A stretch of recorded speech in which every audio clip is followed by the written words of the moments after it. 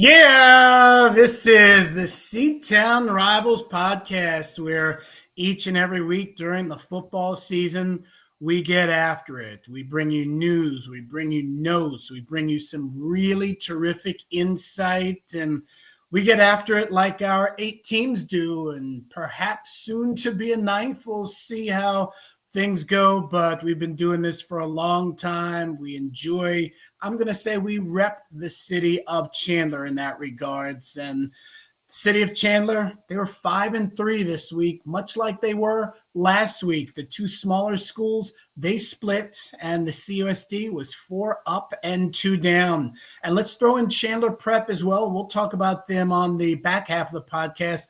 They were a winner. So yeah, things are going well for the Titans. Things are going well for our team. And when I say our team, in this case, I'm talking about the 3 of us. We have Ralph Amsden. We have Adam Beadle. And in this case, I'm going to start off with Ralph, the founder of the podcast in Arizona Varsity. Ralph, you know how we always talk a little bit about something other than high school before we dive in. Let's stay on football and kind of briefly share that Clemson experience that you had over the course of, I believe it was the spring/summer. Terrific campus from what you shared with me. I mean, college campuses for the most part are just amazing, but I think Dabo Swinney, at least on paper and my mindset, he's a cool dude. And you kind of had a different, when I say a different experience, an up close and personal experience with him. Yeah, so I write and produce a show for a guy who used to play in the NFL. His name's George Reister, and we do a summer interview series every year where we go and interview a few different coaches. And this year, Dabo Swinney, who does not give many interviews, kind of picked our name out of a hat based on all of the solicitations and requests that he's had, and so. You know, we'd interviewed a lot of other coaches. Deshaun Foster, unfortunately, now unemployed.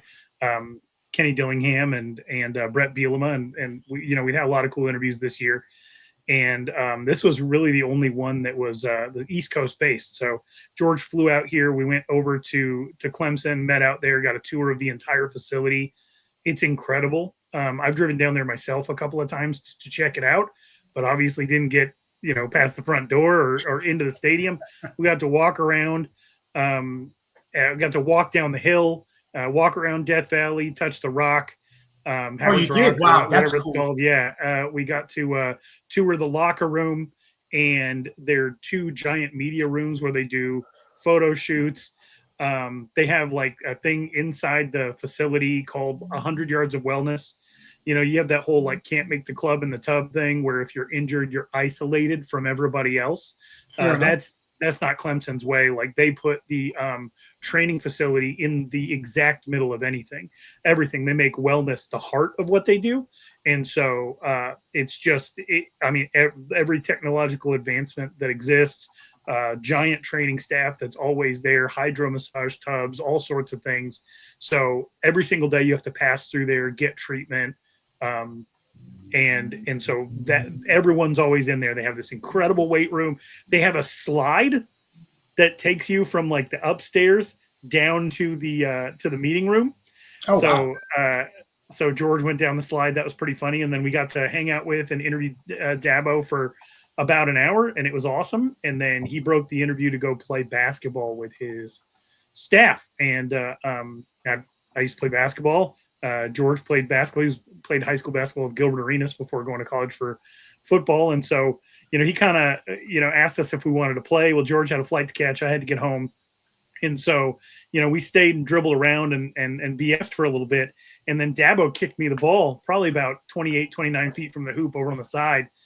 And he's like, let's see what you got. And I shot a 3 and airballed it. And he laughed and he's like, I get it. You're not warmed up. You're wearing jeans. He kicked it back to me. I shot it again, airball a second time. And at this time, I feel like the adrenaline's going a little bit. I'm like, what is wrong? Like, I'm embarrassing myself. And he goes, we're going to stay here until you hit the rim. And the second he said that, I just internally collapsed, just folded like a lawn chair. He kicks it back to me. This time I'm short. I airball it short, and you can see like he just changes his mind. And he dribbles. It's a full court that's inside Clemson's facility. he dribbles like the other direction. Like you can tell he's like, all right, that's enough of that. Dribbles the other direction, stops at half court, nails a half court shot, and then just kind of looks back and smiles. And I'm like, well, That's this is crazy. the most embarrassed I have ever been in my entire life. And then, yeah, him and his staff, they get after it every single day, compete in a bunch of different ways. And apparently they're all very good at basketball. And I am not, on a moment's notice, good at basketball. That's awesome. No, that's terrific. Adam, I'll ask you about any other college program that you enjoy. Obviously, ASU, you're currently a student there. You grew up here, so you are by default a Sun Devil, born and bred Sun Devil.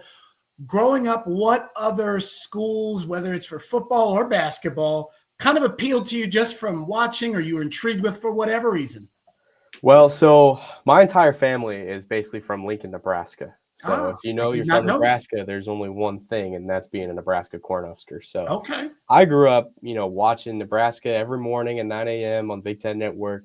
And, part of my love for college football was going to Nebraska football games when I was little. I got to go it was like almost 10 years ago. Nebraska played Oregon, and Oregon came to Lincoln and played. And it was one of the best college football games I've ever watched. Nebraska, it was close. Nebraska came away with it at the end. And the environment of just being in Lincoln Memorial Stadium is unlike anything. And this was back in the time before they had banned the balloons, because I'm pretty sure they brought the balloons back. I'm not exactly sure, but being a part of like a tradition like that where they score and everybody lets go of the balloons and they all fly in the air, and just being in an environment like that is so much fun. So I am inside. I'm a Nebraska Cornhusker, and I've had to deal with some crazy quarterbacks over the years. That's about the life of being a Nebraska fan. And so hopefully I think maybe they're going in the right direction this year. We'll see.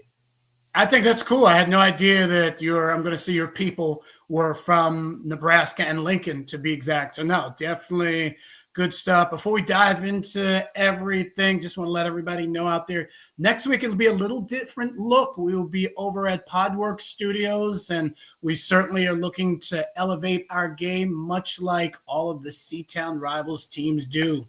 We'll start off with the Seton Catholic Sentinels. The red and gold, they fall to Gilbert Christian 41-18. Their record is now 2-2 on the year. Adam, this team fell behind early, and they simply could not catch up. Yeah, and I think you got to give credit to Gilbert Christian. This is a really good team, and I think a team that's going to make a pretty deep playoff run this season. But I think the biggest takeaway from this loss for us is it kind of tells us that Seton Catholic probably won't be making a deep playoff run this season. That's not a knock on anything they're doing. The two wins they put together this season were great. A lot of productivity out of that. And I think there's so many other players that are producing a lot on both sides of the ball. I just think that there's so much competition in 3A this year. And I don't know if Seton is near where they want to be or near the top, and their schedule only gets harder. They have Ben Franklin this week and then Valley Christian a few weeks, Crimson to end of the season. So it's kind of a tough going the first year in 3A for Seton Catholic. I definitely agree, Ralph. The season is 40% over. The regular season, 40% over. Sounds crazy. Seems like we were just getting started. And kind of what Adam said, this probably is not a team that's going to make that deep playoff run. We're going to see some ups and downs. Hopefully it's more ups. This is probably that 500 type team, if that. Yeah, and, I want to give credit to Gilbert Christian. They played a fantastic game. They jumped out to just a massive 34-6 halftime lead, and it was 19-6 after the first quarter. But Seton Catholic had a bunch of negative plays, including Connolly getting sacked deep in the backfield, Chai Levin getting hit deep in the backfield. They fumbled twice and lost both fumbles, and threw 2 interceptions, and had a field goal blocked. So you turn the ball over 4 times, and you get a field goal blocked, and you get a bunch of negative plays. Were you overpowered, or did it snowball? I would like to think that if they had another crack at Gilbert Christian, it might be a little bit closer, given that Seton Catholic wasn't able to generate any turnovers of their own. And really the only big play they made on defense or special teams all day was Sloan Sweet blocking a kick. So you give Gilbert Christian 4 extra possessions. Caleb Eli is very good. He's going to make you pay. And Gilbert Christian did a great job of holding onto the ball for most of this game. Seton Catholic came out in the second half, showed that they didn't quit, but that's a deep, deep, deep hole to be in for a very young team. It really is. No, I definitely agree. And as Adam, as you alluded to, the schedule does them no favors. The 4-0 Ben Franklin Chargers, they come calling on Thursday night, so it's a short week, and this is actually the second week in a row that they'll be playing an unbeaten team. Obviously, Gilbert Christian last week and Ben Franklin this week, so it's tough sledding for the red and gold. The Valley Christian Trojans, perfect, absolutely perfect so far. The only C-Town team that's 4-0. They pick up the road win over in Surprise, defeating Dysart 38-13. Asher Hansel with a couple of touchdown receptions. Caden Palmquist with a couple of TDs. Ralph, you heard Jake Peterson during the interview. He talked about the balance and the win. This team is quick. They're steady. They're doing a lot of things right. Yeah, and it was a Thursday game, and in your interview of Jake Peterson, he talked about not wanting to overuse Caleb Goldman. He got his touchdown really early in this contest. I was able to watch this game last Thursday night. I thought Austin Shooter made a couple of really, really good throws. Asher Hansel wasn't he wasn't shut down in this game, but when the ball came his way, he made it count. 2 touchdowns on 4 catches. And then just very, very solid defensively. I'm going to butcher this kid's name. I'm trying. I'm sorry, Christian. It's Christian Schoenhals, I believe, was great in coverage. He's 6'1", and I thought, did a really good job in the defensive backfield. It was a fun game to watch because it wasn't like they fully shut Dysart down, but they had kind of a bend but don't break defense. If I told you that Dysart was going to come in and rush for 253 yards at over 9 yards a carry, we'd have been worried for Valley Christian, but they only gave up 13 points. Adam, these skill position guys are just really solid, and as we know, they're fast. They've got some track kids on the team as well. Yeah, they got just some dudes all around playmakers. Obviously, we talk about Caleb Goldman at running back, who's actually currently the 4th leading rusher in the state of Arizona. So I think that's pretty cool. Hudson Pickett also continuing to dominate on the defensive side of the ball. He has 9.8 tackles a game. I don't want to say that this Valley Christian team has it all figured out quite yet. But I think the unique thing you can see about this team is each week they figure out something new to improve upon, and it really does feel like they are improving every single week. And I think that's the key for this Valley Christian team is there seems to be sort of this limitless ceiling right now where they kind of started, okay, new quarterback, a lot of new guys kind of, offensively and defensively figuring out how well they clash together. You get a big win over Sabino, then you figure out how do you get out of the mud in the second game of the season where you only win 6-0, and then you go into the next game and you win by even more. And so I think that Valley Christian is going to continue to take this next step up, and we'll see really how far it gets them in the end. Absolutely. They're in learning mode, which is a good thing. And yes, 2-2 Chrisman is on deck, and I think Coach Peterson knows not to take Scott Hare's team lightly. Don't let the record fool you, but indeed, Valley Christian playing very, very well. The Arizona College Prep Knights. Look at this team go. They blow out Chaparral on the road 44-14 to improve to 3-0. Wow, the first thing I'll say, a different name stepped up this week. Senior wide receiver Brady Barkdahl, 3 catches, 102 yards, and a touchdown. It was actually the only TD that Evan Heinrich threw. Max Sasso, he rushes for a couple of scores. Ja'Cory Horn finds the end zone. Solid game overall. But Adam, give us an update on that QB situation because things are changing. Yeah, don't want to get too much into the details, but I have heard this week that Evan Heinrich is going to miss a couple of weeks for Arizona College Prep, which is a huge blow for a team that is just really done a lot really well, and a team that is headed in a very strong trajectory. So we'll see how this shakes up for Arizona College Prep. It looks like Gunnar Schmidt, who's a class of 2027 quarterback, will likely be the guy taking over for Evan Heinrich going forward. It's going to be interesting to see how the rest of the year plays out. They have a game against Sunrise Mountain on a Thursday this week, but then it just gets tougher. You play a Gilbert team that's absolutely on fire right now. and then you play Mountain Point, and both of those games are on the road. So these are going to be two very unique challenges for a first-time starting quarterback. And I think a lot of ACP's success this season will have to be based off how does Gunnar step up in the next couple of games. Absolutely. And indeed, we know Evan Heinrich is going to do everything in his power that he can to get back as quick as he can, but he's going to be a leader on the sidelines. Ralph, before I kind of toss to you for your take, we're going to talk about all in the family. So Ashton Sanchez, who obviously is a receiver for the Knights, his older brother, Christian Sanchez, was on Valley Christian and one of the big-time receivers when we first started the podcast. Yeah, that's right. His older brother. And then Ja'Cory Horn, who's current running back for ACP. He is cousins with Richard Williams, who was one of the first ACP running backs we started talking about. So, indeed, a lot of family ties, a lot of younger cousins and younger brothers. They're just keeping the podcast moving and keeping good football in Chandler. But overall, Ralph, yeah, this ACP team is good, but they do have some challenges now. Yeah, they definitely have a big challenge to overcome. He's been a fantastic part of their success. But I tell you what, Evan Heinrich was great against Chaparral. The offense did their job, but it was really this defense that made me realize that this isn't a fluke.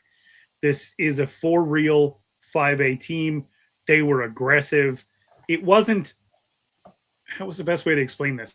It wasn't an option to run the ball for Chaparral. Right. It was not even an option. Outside of 1 7-yard carry, they averaged less than 1 yard a carry. They abandoned it altogether. They ended up going back and forth between different quarterbacks. ACP on the blitz was incredible. They were disciplined in coverage. They only gave up 203 yards passing to a team that was ultimately down for most of this game. This was 21-7 at halftime, and it was at Chaparral. And you figure, all right, Chaparral's going to go in. They're gonna say, like, all right, we scored a touchdown in the second quarter. You know, let's regroup and let's figure out what we need to do in order to move the ball against ACP. And they came out and just got punched in the mouth in the third quarter. And it was like, I had this game on for most of Friday night, and you just couldn't look away from what they were able to do defensively, how fast they were playing, how aggressive they were playing. And, 7 tackles for a loss, 4 sacks in this game, less than 1 yard per carry outside of that 1 7-yard run. Wyatt Ells, when he on one of his linebacker blitzes, absolutely blew up their quarterback, caused a fumble that was returned for a touchdown. Ja'Cory Horn looked good. Haven't seen him contribute in that way. Max Sasso, this is like the ACP of old, where everybody does a little bit of something, but just to go from defensively really feeling like this is a team that kind of hangs in there to give the offense opportunities, to go to a defense that was dominant, was very, very cool to watch, because I watched Chaparral Saguaro the week before that. There's a clear separation. And you look at the fact that Saguaro is 6A and Sal Point needed every play. I mean, they essentially beat Saguaro this last weekend on the last play. And I'm thinking to myself, give a fully healthy ACP a crack at both of those teams as well. There are some 6A teams that I think that ACP could compete with right now. Well, maybe not right now. Maybe in about a month.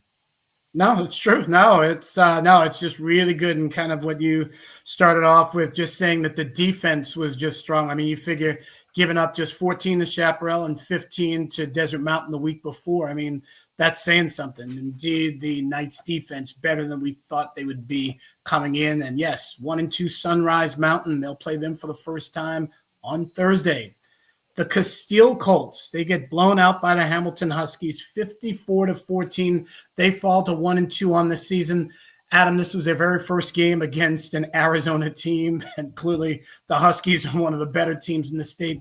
Just tough for Joe Bushman on this night in so many ways in the Colt family. Yeah, I think really when you look at this game, it's just kind of welcome to Arizona, Coach Bushman. You know, this is the challenge of what it's like to play some of the highly skilled teams here in the state of Arizona. And I think you got to look at, you know, some of the issues that Casteel had a previous week, and obviously coming in this week dealing with a couple of injuries, playing up against a team like Hamilton, who has just scored with ease over the course of the beginning of the season. At will. At will, yeah. Just seeing how much the Huskies were able to dominate. I think it was a point of just Casteel really wasn't able to keep up with what Hamilton was throwing at them. Ralph, as crazy as it sounds, the Casteel Colts have never been 1-3 before. So this game against Boulder Creek is big. I mean, they've always been that up and down 500 team, or have had some really good seasons. I mean, they're playing this Boulder Creek team that's 0-3 on the year, knows how to hang with the CUSD for whatever reason. And Boulder Creek might be the best 0-3 team in the state of Arizona. That's very fair. And they've been in every game they've played this year. So this is going to be a tough game for Casteel. I agree. I don't mean to laugh, but the welcome to Arizona, the conversation that, you know, Joe Bushman is having on campus on Monday with like, so that was Hamilton. That's right. But I will say this. How does it feel to be the only team in the state of Arizona that held Hamilton below 60? It's an accomplishment. You got to hang your hat on something. That's funny. That is accurate. Even though this is the most amount of points that Hamilton has started out with in their first 3 games in years. Oh, ever. This is the most they've scored in a 3-game span ever. And they were dominant for a very long time, but they didn't do this. Correct. But there are some positive takeaways here. If you're Gunnar Choi and you're a sophomore and you threw a touchdown against this Hamilton defense, you get a little bit of a pep in your step and a why not us attitude. If everybody buys in that you can execute sometimes on some things. They didn't give up every single pass for a touchdown. They held Roy Oliver to 4 less touchdowns than he scored the week before. Jacob Brown to under 4 yards a carry. Yes, you got absolutely dominated. It was not a close game. You don't necessarily belong on the same field as Hamilton right now, but there's victories within the loss that you have to look at and say, if we do this way, we can compete. And so I will throw out there that Casteel's freshman and JV team did beat Hamilton last week. So that is very true. Interesting. While the varsity team didn't get the win, both of their lower levels got the win. So it's gonna be interesting. That definitely bodes well for the Colts. I mean, I think Joe Bushman he's the right guy for the job. I think he's going to get that consistent buy-in. I think guys want to play for him, and the fact that, yes, the lower levels are performing. I mean, that certainly bodes well for the varsity team, whether it's next year or in a couple of years. So indeed, the Colts, you do have a big game against Boulder Creek. So let's get on the right side of it, Casteel. The Perry Pumas, they're now 1-2 on the year after dropping a 45-27 contest to Brophy. Adam, we know that the Broncos have the Perry Pumas number, but am I reading right? Quarterback Caden Vandenbosch, he rushed for 157 yards and 3 TDs and then passed for another 3. I mean, that's just nuts. And I mean, I didn't see any of this game at all, but I mean, the Pumas' 18-point victory is the Broncos' 18-point victory is exactly that, an 18-point victory. Yeah, and I think Ralph will know more about this than I do because I wasn't keeping track of it as much, but I believe that Perry was within 4 points at one point, and Brophy kind of took advantage, got 2 back-to-back scores, and really just able to put it on the end of the game. But I think you got to give credit to Perry for how long they stuck into it or how much they stuck into it for as long as they did. I think too, although he only completed 10 of 24 passes, I think this was probably Cale Snyder's best game of the season overall. But this week's game against Highland becomes extremely crucial for the Perrys, for the Pumas, I should say. Just just for a standpoint of being in playoff contention. When you look at the rest of the schedule, I think Perry is obviously going to probably be a team that sneaks into a spot in the 6A playoffs based on their strength of schedule. But you really kind of start to get to a point where you got to tack on some more wins. And Ralph, indeed, yeah, they're hosting an 0-3 Highland team. Who would have thought the Hawks would be winless at this point? So yeah, we're seeing a lot of winless quality teams across the board, and yeah, Perry Highland on Friday night. Yes, and I'm really curious because Perry has been able to manufacture points. It's been like ice skating uphill. It's been hard, but Highland has not been able to score. So, I'm not saying Perry's the favorite in that game, but one team can score and one team cannot score. Perry has shown life. Yes, and I've never put it past Brock Farrell to figure something out, especially midseason. But so this game, not only did Perry have a fourth quarter lead, they had the ball down 24-20 driving to essentially tried to get the lead back. If I remember correctly, what happened, because it was like an all-time dam breaking, all-time. Joshua Finch Logan knocked the ball away from Talon Frazier. There was a fumble, and Graydon Marquise fell on it. So now Brophy has the ball up 4, about 8-9 minutes left in the fourth quarter, and then they just went off. They scored, I think, their next 3 touchdowns in the span of maybe 2.5 minutes of game time. So it got so brutal so fast, and then Perry scored again, and Brophy just I think capped it off. And it really became the Case Vandenbosch show. And another concerning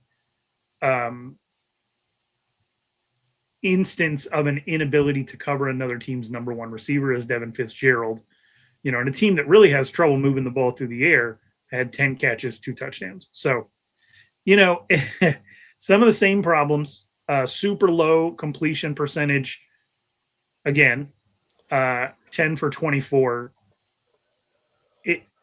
At some point, we're going to have to just manufacture small successes for Cale Snyder, some bubbles, some screens, and some stuff like that, just to get that percentage up. Now, not people don't really always look at that. Brian Lewerke was a multi-year starter at Michigan State, despite having a sub 50% completion percentage at Pinnacle High School. It's not something that matters all that much. Luke Moga has been getting time at Oregon, and he was another one who he'll tell you didn't have the most talent around him, but at the same time had that sub 50. So people who want a quarterback are going to do it based on what they believe they can do with that quarterback skill set. But give your athletes an opportunity to do something, because this is you have positive attention on your school for some of the athletes that are there.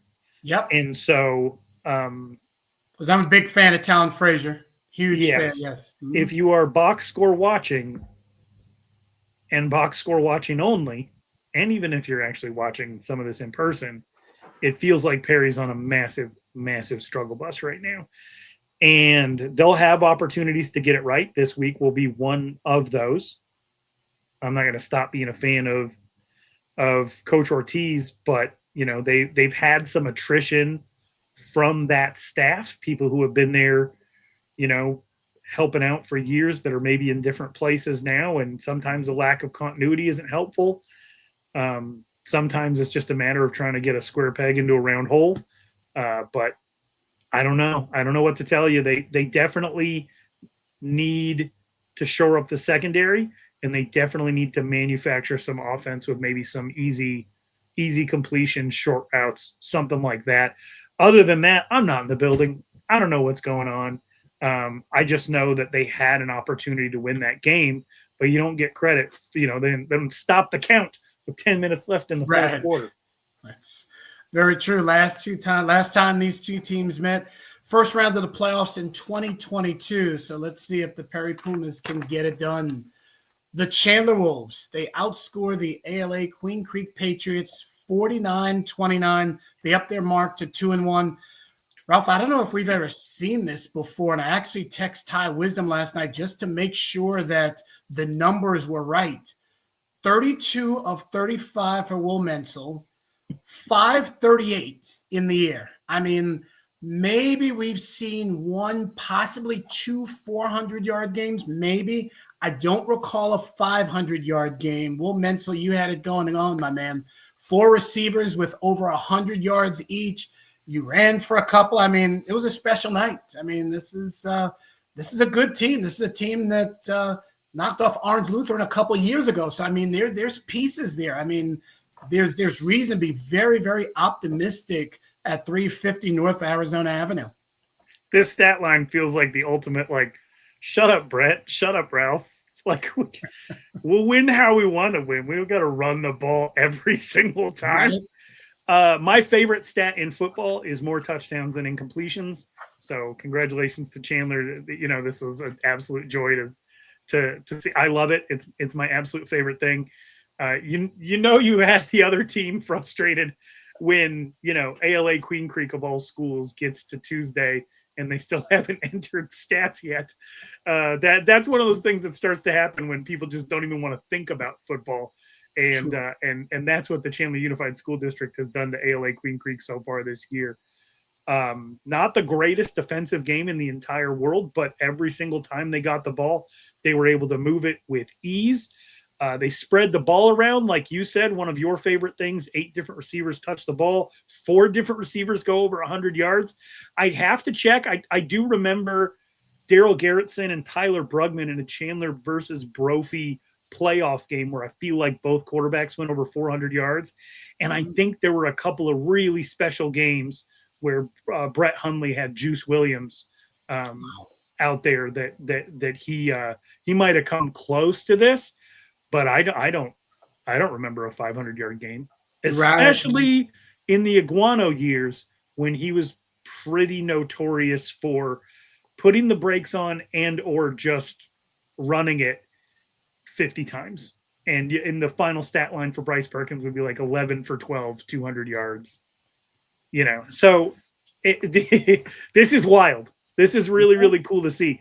I fell in love with football.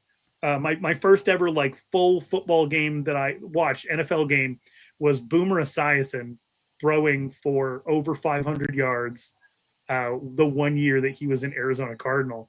And I was like, this is the greatest game on earth. And then, and I watched every Cardinals game since then and never come close to anything like that.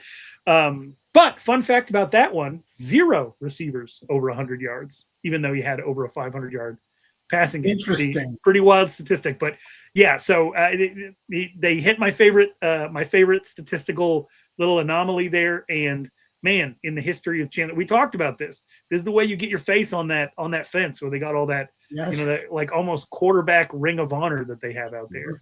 No, that's good stuff. Adam, yeah, when I was looking at the stats and when Wisdom texted me back, I just have a smile on my face. I mean, because in my mind, yes, you and I have known each other for a while, but our business relationship started 7 a.m. at that CUSD Jamboree with Chandler. So that's kind of what I remember, just you and I beginning, and to see what Ty Wisdom and crew are really doing. I mean, it's just so cool to see.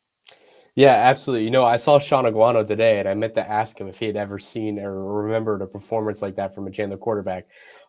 Second, I just want to say I was completely right about this whole thing, about Chandler not doing what history says and using running backs to get all these yards and score all these points. This is a new situation in which Ty Wisdom brings this heavy air raid offense, and Will Mencl is kind of the do-it-all guy. Like the stats you mentioned itself, over 500 yards, only 3 incompletions, 5 touchdown passes, had 2 touchdown passes on the ground. Mm-hmm. I think that's what makes this Chandler team unique and what makes this Chandler team so special. and what kind of ushers in this new era of Chandler football. And we've had the conversations about, can this be a Chandler team that can be a national powerhouse once again? I think they can, and I absolutely think that Ty Wisdom is the perfect guy to get that done. But I think it's going to look a lot different than those Chandler powerhouse teams in the past, where it was a lot of run the ball, not as much pass. You had so many different guys in so many different areas where it's kind of focused in on, look at what Will Mencl is doing. This is a do-it-all guy, a guy that is single-handedly trying to go out and prove why he is one of the best quarterbacks in the class of 2027, not just in Arizona, but in the country. So I think to see the biggest thing this Chandler team, I think, is to see the maturity level grow in this team from last season to this season. Two different coaches, but you look at the players on this team and the way they've really leveled up their game and the way some of them have taken on these leadership roles is really cool. Will being one of those guys, and Will said last night on Cam Cox and Just Chili's show that this isn't the first time that he's thrown for over 500 yards. He said he did it once in like 8th grade or something like that. So I'm sure in some way, shape, or form that counts. But just, again, an incredible performance. Again, an ALA Queen Creek defense that hasn't looked particularly well this season, but still for Chandler to go out and do something like they did last Friday, it's huge. Indeed it is, and they've got a big test this week. They play Williamsfield, 2 wins and 1 loss for the Blackhawks, something that has not occurred since the beginning of this podcast, Chandler and Williamsfield getting together on the same varsity football field. So we'll see how all of that goes down. Going south to Arizona Avenue, the Hamilton Huskies, as we said earlier, they crushed Casteel 54-14. Adam, Jack Scully, and crew, they continue to do what they intend to do week in and week out, and that's put up some serious points. Yeah, and I think there's not really much to say about this Hamilton team than what we've already said. Jack Scully, 15, 23, 304, 4 touchdowns. This offense continues to play really great. I wish we had some stats of the defense side of the ball so I could see how much these players are how well these players are playing. But we give so much credit to the offense. I think this week a lot of the success for Hamilton really goes to the defense and being able to hold a Casteel team that scored 50 points in their first game. Granted, they didn't replicate the same in the second game and obviously the third. Now Hamilton was able to hold them to 14 once again. I think we've said so many great things. The only things, that's really the only thing to say about this Hamilton team is that they look great and that they have 100% solidified themselves as one of those top 3 teams in the state. Absolutely, Ralph. Yeah, they keep rolling. They've got a Brophy team this week. They actually have not played since 2019, so it's another formidable test, but we'll see if what Hamilton does. Yeah, I man, Chandler's had some great ones with Brophy. I remember the Isaiah Oliver, playing really, really good football against Chandler, the playoff game that I mentioned, where Brophy knocked out Daryl Garrettson right before you and I started working together, actually, right before the Bryce Perkins era. That's right. And so, the battles with Hamilton, though, they're beyond anything. I think that's been one of the primary rivalries in the state because Chandler used to stink. So, they met, I believe, in a state championship in the 2007 semifinals when Hamilton had 4 or 5 NFL players. Brophy knocked him out of the playoffs. And so, it's been an interesting series between Brophy and all of the CUSD teams. Obviously, they have the advantage over Perry right now. But I look at this Hamilton team and you wonder, is there something that can be done about what they're doing offensively? Because they haven't really, they have a good offensive line. They have Jacob Brown. They've got great running backs. Right now, Roy Oliver is on pace for, Something we're looking crazy. at probably like 70 catches, 1,300 yards. He's averaging about 143 yards a game. So multiply that by 10. That's 1,400 yards. And 70 catches, 1,400 yards, 20 catches per, and 30 touchdowns. Now, that pace is not, I'm guaranteeing right now, that pace is not going to continue. But I've just never seen anything like this. Never seen anything like this. And I hope everybody stays healthy. I hope it continues. And I hope that I hope they get I hope everyone stays healthy, obviously, but I hope they get every single opportunity to chase these numbers and flex. And this is a sleeping giant. Mm-hmm. It is a school we've talked about a million times. There's not really anything to the south. There's not really anything to the west. And the way that Sun Lakes is structured and the GRIC is structured, Intel and all that stuff, you're not going to have a school come in and draw students from those directions. So they're always going to have opportunities to be very, very good. Super desirable neighborhood, as long as young families can afford to move in there. This is going to be a 3,300 to 4,000 person school year over year over year. And beyond that, with open boundaries, you're just going to have people want their kids to play football at Hamilton. There's a couple of people that transferred out before the season started that I wonder if they're not regretting it at this point, because you get the opportunity to be part of something special. Now, are there a bunch of kids at Hamilton that will never see the field in a million years? Yes. Are they still out there working, encouraging teammates, doing all that stuff? Yeah, that's kind of always been the way that it is. But when the cream rises to the top out there at Hamilton, they can be super dangerous. This is the most dangerous I've ever seen them. It's a different type of machine. I think, too, that Hamilton, although we're only 3 games in, has answered a lot of the questions we came in from the preseason going. How is Jack Scully going to be able to compete coming off an ACL injury and, his first season as a starter? Is Roy Oliver, who was the team's leading receiver last year, going to be able to step up? The young guys that were on Hamilton's secondary, were they going to be able to get in and make some plays? You've seen Casey Allen get a couple of interceptions, and obviously the Janjo brothers, who are the veteran guys on that team leading that squad. So I think all the things that we, question maybe about Hamilton and their success have been more than answered only 3 games into the year. Absolutely. No, it's, like I said, it's a different version of the machine. I mean, they are just pumping out points and playing well on both sides of the ball. Speaking of playing well on both sides of the ball, last but certainly not least, the Basha Bears. They blast Williams Field 42-14, solid team effort. Noah Roberts and Joshua Gaines, they combined for 100 yards on the ground and 3 touchdowns. Brody Veers, 3 touchdown passes. Dante Bruley, a couple of sacks. Ralph, week by week, week by week, they come up with a W. They're currently the number 1 team in the state. I think that you can get distracted by what Hamilton's doing offensively. You can think about previous years if you want to, as far as, Liberty goes, and say, maybe you should have to knock off the king before you get to wear the crown. But, this game, I don't want to be disingenuous and say it was supposed to be closer, but there was a lot of hype around Williams Field. We talked about the amount of hype there was around Williams Field. I listened to Adam on this one. It felt early. It felt early like they were getting Williams Field's best shot. That's how it felt early. And then it just didn't matter. And that's really how football works, especially when you have the reputation that Basha has, and you're facing off against a good team, you're going to get somebody's best shot right out of the gate. But ultimately the depth, the physicality, I can't say coaching. We all know that Steve Campbell has won multiple championships. We know that Williams Field has played great defense for years.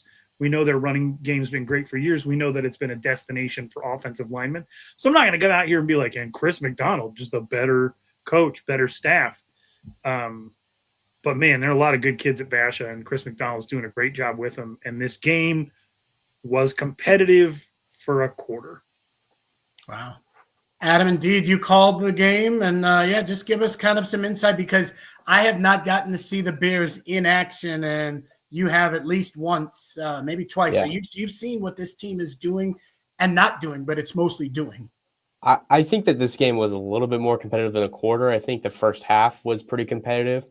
And why I say that is because, you see how little yards of offense that Williamsfield got, but in the first half, it really did not feel like that. They had several plays in a row. I think they ran about 9 or 10 plays in a row where they just ran it down Basha's throat, and they were having 9-10 yards of carry, just moving down the field very easy. And I said this was going to be the toughest test for Basha's defensive line, and for the first half, it was. For the first half, Corshon Hill and Q Skillings were just driving down the field. That's what led Williamsfield to score. This Williamsfield defense looked a lot better than I thought they would. They forced Brody Veers to throw an interception in the red zone,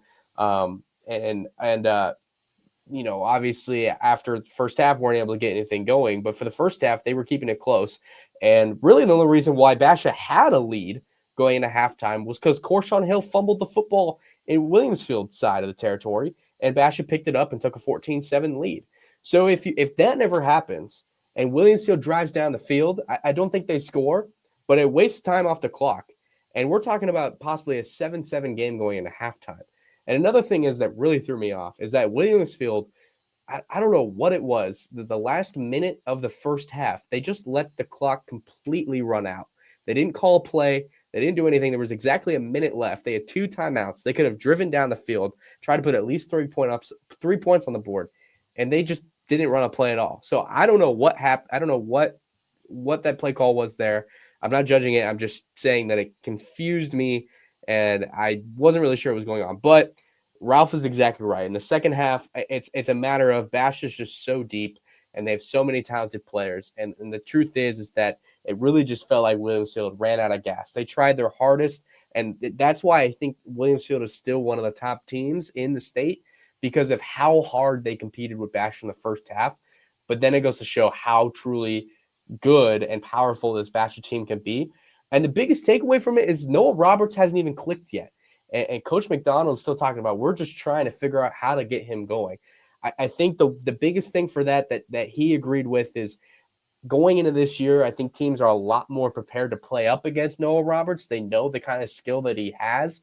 They know his speed. They know his tendencies. So that's a lot better to scheme against. And then you go up against like Joshua Gaines, who is just a bowling ball. And this kid will even run through officials for crying out loud to try to get into the end zone.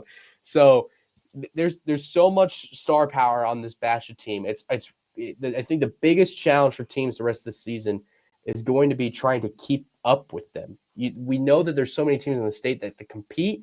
Obviously, that was evident in the Williamsfield game, but there's not going to be a lot of teams that can finish the game against Bash. And I think that's why Bash is going to have the success that they're going to have this season and why they are the number 1 team in the state right now. And they'll look to continue that success over in Mesa this week. They'll take on the Toros of Mountain View. Andy Litton's team is 2-1. Quick shout out to 2A football, actually. Chris Ader, former assistant over at ACP. He's now the head coach in his second year over at Chandler Prep, the Titans. They're 49-7 winners over Antelope Union. Cody Dobson, he's their junior quarterback. Ralph, they've got a real good junior class, and just overall what Coach Ader is doing, it's fun to watch. I mean, they've only got a roster of 30 boys, but that's 2A football. Yeah, this is my first time. I checked in on that game a little bit. This is my first time being able to follow along with Cody Dodson. This is somebody who is a 3-year starter at Chandler Prep. He's got 3,600 yards passing in his career, 45 touchdowns to only 17 interceptions. And in his junior year, he's taken a massive, massive leap forward. As your interview that's up on the Seton Rivals Twitter and Facebook page with the head coach who was calling the offense out at ACP just a couple of short years ago. This offense has clicked. And, I had heard that there's a lot of bells and whistles in this offense. So for it to click at a 2A level with the 3-year starter at quarterback is kind of fun. And he has been a true dual threat. And, and if Chandler Prep at the 2A level has a quarterback that has the ability to move the ball through the air like this, I mean, he's on track for, over 2,000 yards passing, over 20 touchdowns. And he's running the ball well too. And so this is somebody who, if they keep competing at the level that they've been competing and they keep putting numbers up like this, there's some consideration here for maybe some 2A awards. So Definitely excited to keep an eye on Cody Dotson the rest of the way. Absolutely. Good stuff so far, and good stuff across the board for all of our Seatown Rivals teams. And yes, for the team, that's Ralph Amsden, that's Adam Beadle. We're scheduled to be at Podworks Studios. So we'll see you guys next week from there. Seatown Rivals Podcast.